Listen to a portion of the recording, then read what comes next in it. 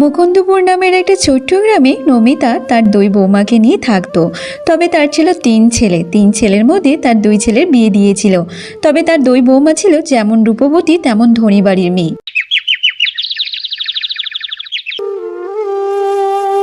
মা, আপনি বলুন তো, আমার আর মেজুর মধ্যে সব থেকে কে বেশি সুন্দরী? দেখো দিদি, মা এক্ষুনি বলবে সব থেকে বেশি সুন্দরী আমি, কারণ সবাই জানে সব থেকে বেশি সুন্দর আমার দেখতে। দেখো বৌমারা, তোমরা এমনভাবে নিজেদের মতো ঝগড়া করো না মা। দেখো মা, তোমরা দুজন হচ্ছে আমার কাছে সুন্দরী, কেউ খারাপ না, বুঝেছো? তোমরা দুজন হচ্ছে আমার কাছে সমান, আর এমনভাবে ঝগড়া করো না তো। দেখুন মা, আপনি ভাগ্য করে আমাদের মতো দুই বৌমাকে পেয়েছেন। দেখুন তো, আমরা সব দিক থেকে আমাদের গুণ আছে, কোন দিকটা আমাদের গুণ নেই বলুন তো? এইবার শুধু আমরা ছোট বৌমাকে দেখতে পারলেই হয়, দেখবো সে কেমনই আসে। আরে বড় বৌমা, তুমি অত চিন্তা করো না মা। দেখবে তোমাদের মতো এমন একটা সুন্দরী মেয়ে দেখে আমার ছেলেকে বিয়ে দেব। ওইসব আমি চিন্তা করি না।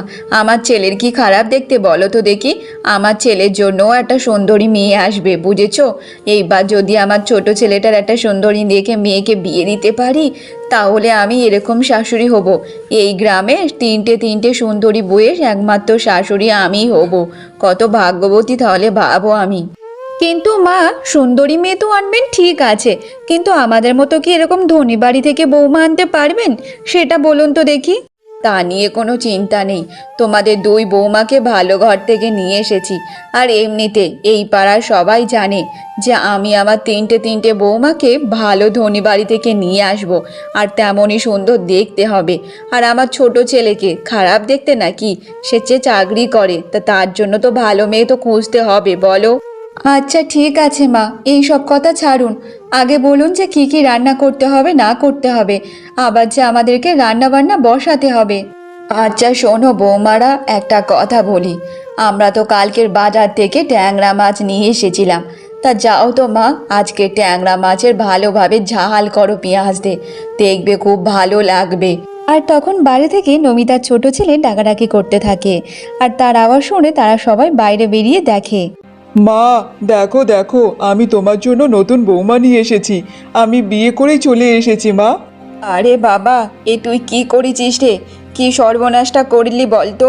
আমাদের না জানিয়ে জানিয়ে এই মেয়েকে বিয়ে করেছিস, আর এই মেয়েটা তো পটোর মেয়ে। তাহলে দেখে দেখে এমন নিচু জাতের মেয়েকে বিয়ে করে নিয়ে আসলি?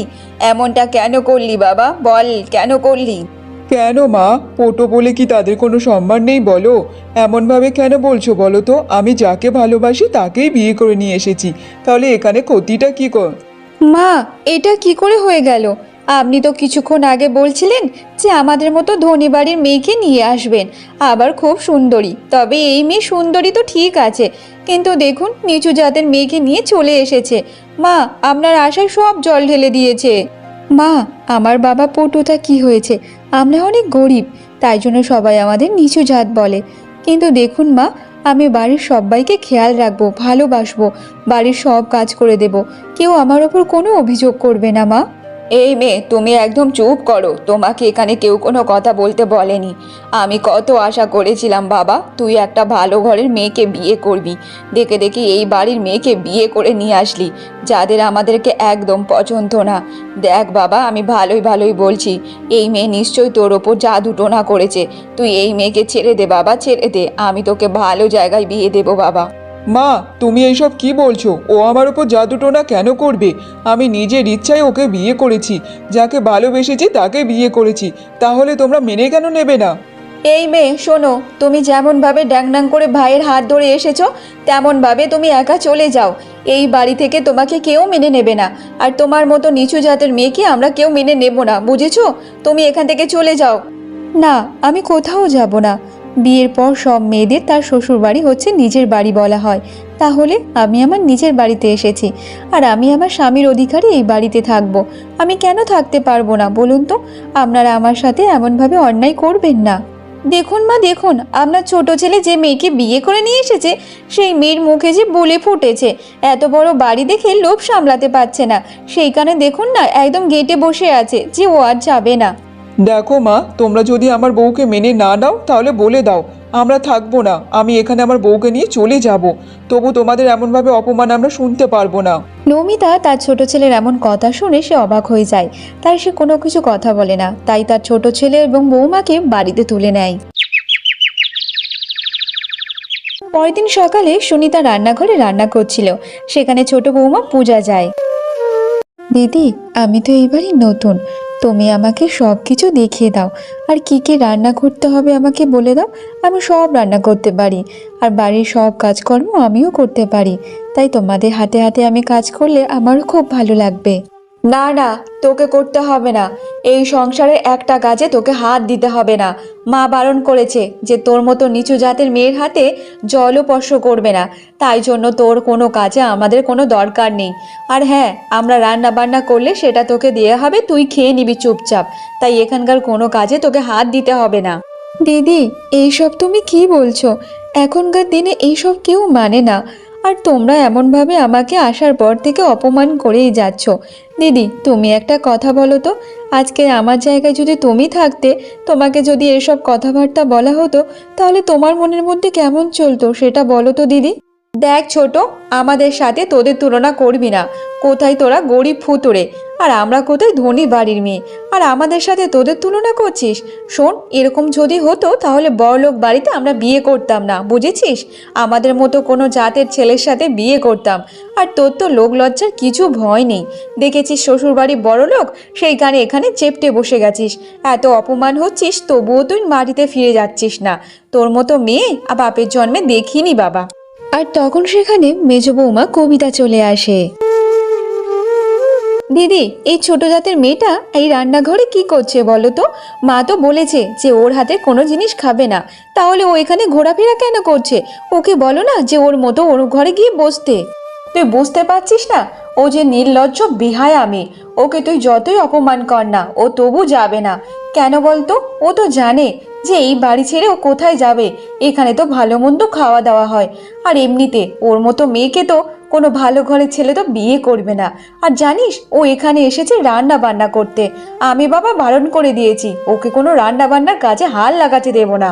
দেখো দিদি, আমি কষ্ট করে বলে দিচ্ছি, ওই মেয়ে যদি রান্না বান্না করে তাহলে আমি কিন্তু খাবো না, বলে দিচ্ছি। আরে না রে মেজো, তুই অত চিন্তা করিস না তো। আমি থাকতে ওই মেয়ে এই সংসারে কোনো কাজে হাত লাগাতে পারবে না।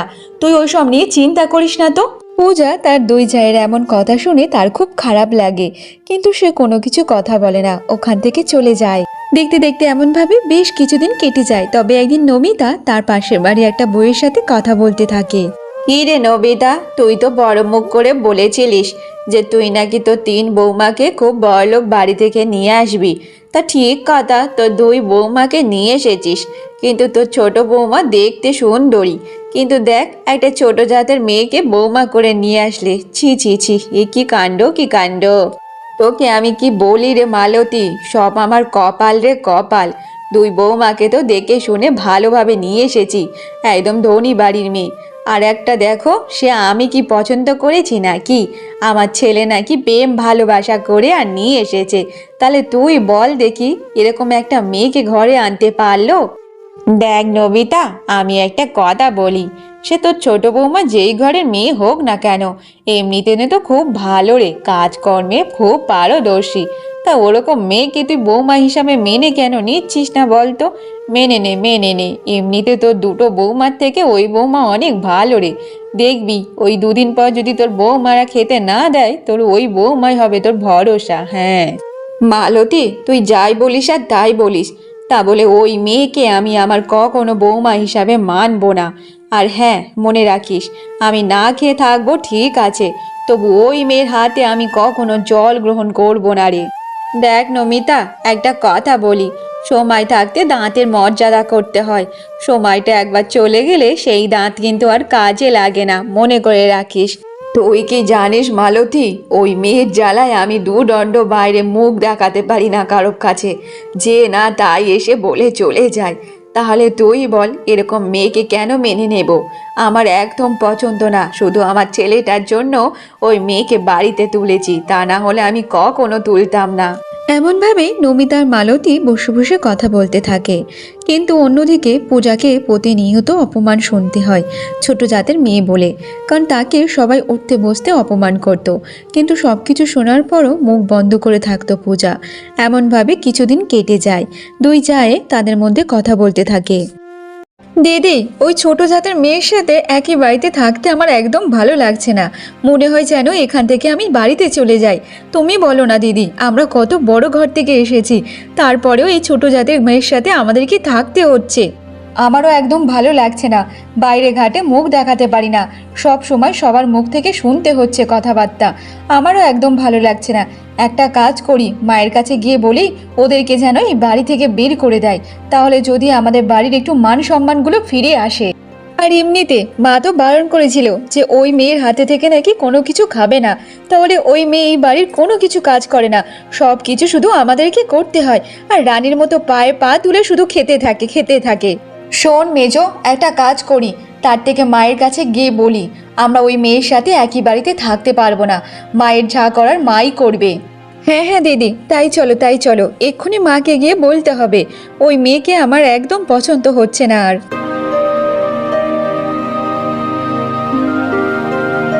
তারপর বড় বৌমা এবং মেজো বৌমা নমিতার কাছে গিয়ে সব ঘটনা খুলে বলে।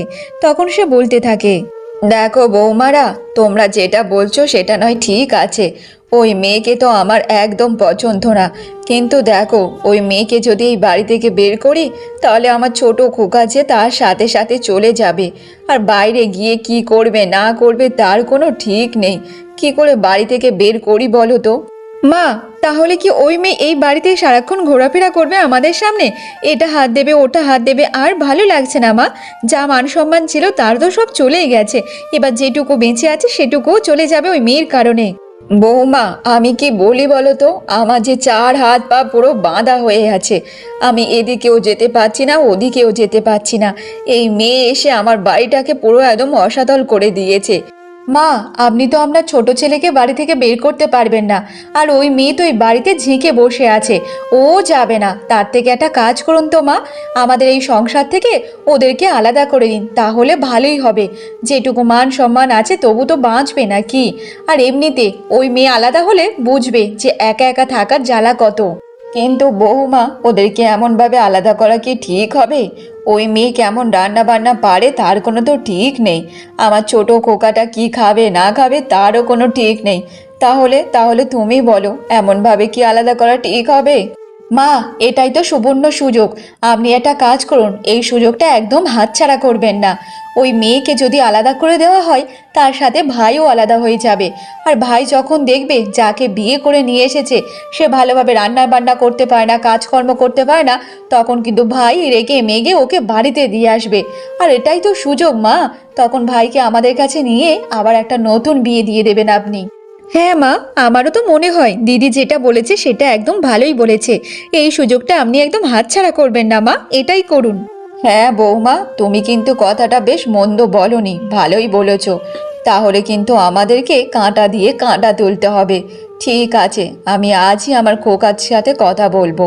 নমিতার মুখ থেকে এমন কথা শুনে তার দুই বৌমা খুব খুশি হয়ে যায়। রাতে যখন তার ছোট ছেলে বাড়িতে আসে তখন তার ছোট ছেলে বৌমাকে বলতে থাকে, দেখ ছোট খোকা, একটা কথা বলি, তুই যে নিচু জাতের মেয়েকে বিয়ে করে নিয়ে এসেছিস সেটা তো আমার একদম পছন্দ হয়নি। তাই বলছি তোদেরকে আমরা আর এখানে এমনভাবে বসে বসে খাওয়াতে পারবো না। এমনিতে তোর বউ কোনো সংসারে একটা কুটিও নাড়ে না, আর তোর বউয়ের হাতে তো জল আমরা স্পর্শও করবো না। তার থেকে তোরা আলাদাভাবে আলাদা হয়ে যা, তোরা আলাদা খাওয়া দাওয়া সব কিছু কর বাবা। কিন্তু মা, আপনি তো আমাকে কোনো কাজে হাত দিতে দেন না।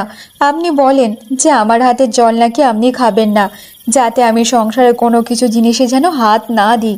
আমি নিচু জাতের মেয়ে বলে আপনি আমাকে অনেক অপমান করেন। একবার তো আমাকে কাজ করার সুযোগ তো দিন মা। এমনভাবে আলাদা করে দিলে যে আমরা পুরো সম্পূর্ণ আলাদা হয়ে যাব মা। এক সংসারে এতগুলো মানুষ থাকতে আমরা আমাদের মতো আলাদা থাকবো, এটা কি ভালো দেখায় মা? এই ছোট লোক মেয়ে ছেলে, আমি তোকে বলেছি কি আমার সাথে কথা বলতে?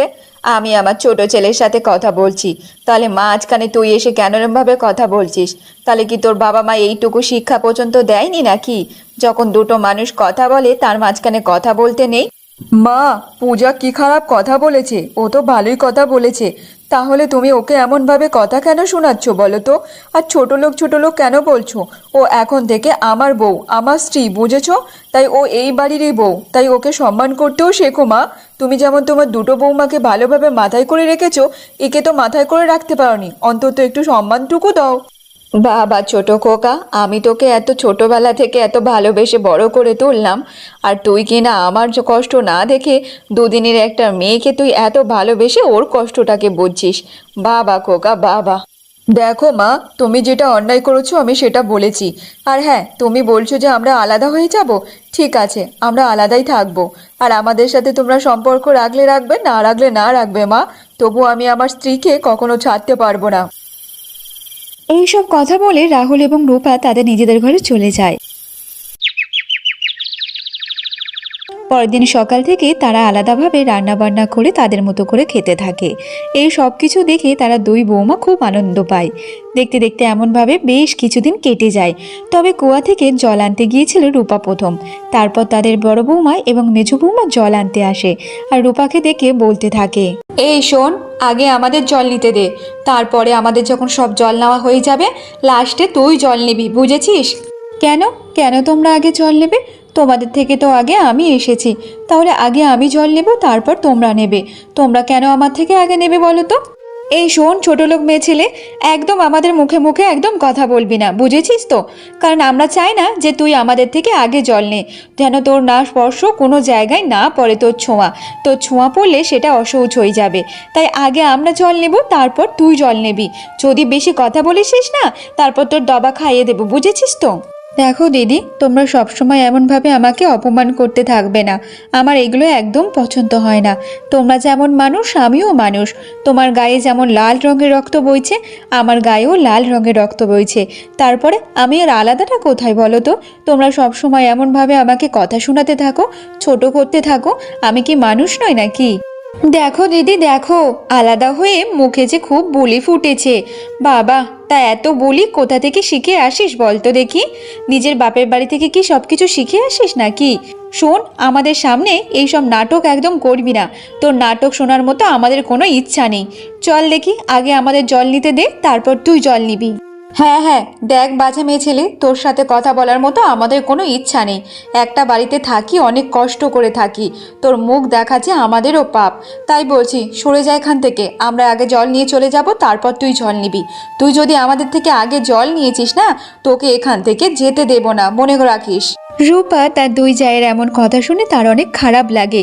সবার সামনে এমনভাবে কথা শোনাচ্ছিল, তখন সে আর কোনো কিছু না কথা বলে সরে যায়। তারপর ওদেরকে জল নিতে দেয়। তারপর ও সবার শেষে জল নিয়ে বাড়ি ফিরে আসে।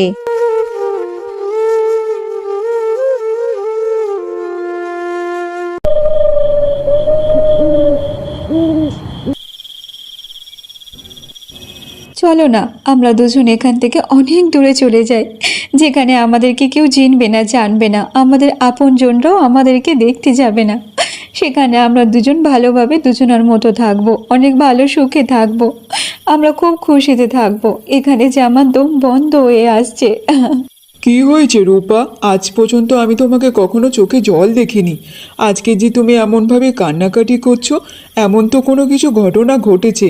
তা না হলে তুমি তো এমনভাবে ভেঙে পড়ার মেয়ে নয়। কি হয়েছে বলো তো দেখি। তারপর রূপা রাহুলকে সব ঘটনা খুলে বলে, তার দুই যা তার সাথে কি ব্যবহার করেছে না করেছে। সব শুনে রাহুল অনেক অবাক হয়ে যায়। তারপর বলতে থাকে, এইসব তুমি কি বলছো? বৌদিরা তোমাকে এমনভাবে অপমান করেছে সবার সামনে? না না, এটা মেনে নেওয়া যায় না।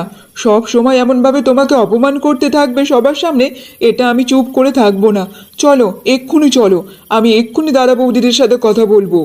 না না, তোমাকে এখন যেতে হবে না। এখন যদি তুমি গিয়ে কথা বলো, তাহলে ওরা এটাই ভাববে যে আমি তোমার কানে মন্তর দিচ্ছি, তোমাকে ঝগড়া করার জন্য পাঠিয়েছি, আবার আমাকে অনেক কথা শুনতে হবে। তুমি যেও না, তুমি ঝগড়া করে কোনো লাভ হবে না। যারা বলার দরকার তারা তো এমনিতেই বলবে। তোমাকে যেতে হবে না গো, তুমি এরকমই থাকো। কিন্তু রূপা, এমনভাবে চলতে থাকলে তো হয় না। তুমি কত সহ্য করবে? আর এমনভাবে ছোট জিনিসগুলোকে যদি আমরা না দেখি, তাহলে একটা সময় অনেক বড় ঘটনা ঘটতে পারে। আমিও দেখতে চাই ওরা কত বলবে। বলতে বলতে তো একদিন মুখ ব্যথা হয়ে যাবে, আর সেই দিন তো চুপ হয়েই যেতে হবে। আমিও শুনে যেতে চাই যে ওরা কতটা নিচে নামতে পারে।